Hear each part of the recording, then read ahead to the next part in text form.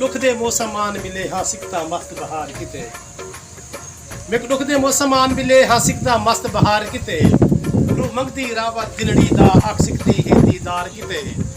ते मेरे दिल में जितना प्यार है सही ये एक सोने दिलदार किते। बिया यार कदीर मैं क्या आखा मन मुंजा है मन ठार किते। दोस्तों मन भी मुंजा है, दिलदार की याद भी आती है।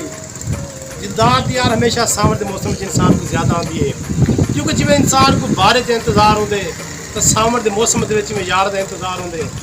तो मेरे दोस्तों मैं आज खड़ा अपने शहबादी साथी से तो बैठे हुए कि बारिश आती खड़ी है, खूबसूरत माहौल है।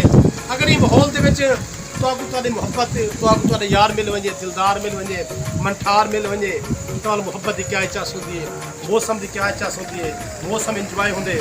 तो दोस्तों मौसम को इंजॉय करो तो अपने दोस्तों नाल हार विले वंडाया करो।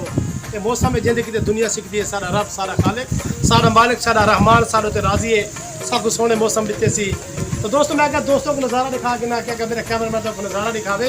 तो बड़ा खूबसूरत माहौल है, बारिश है, बादल बड़े खड़े। देखो तुसा कितना सोने जून के महीने के 1 दिसंबर का महीना बना छोड़ा है, थी में जुलाई चला चला दिसंबर बना छोड़े। तो बस्ती बारिश है, मैं बस्ती बारिश के दोस्तों की वीडियो बना के ना। तो दोस्तों मेरे चैनल सब्सक्राइब करो, तो लाइक कर दो, शेयर करें तो मोहब्बत बड़े सो बाहर की तरफ इजाजत।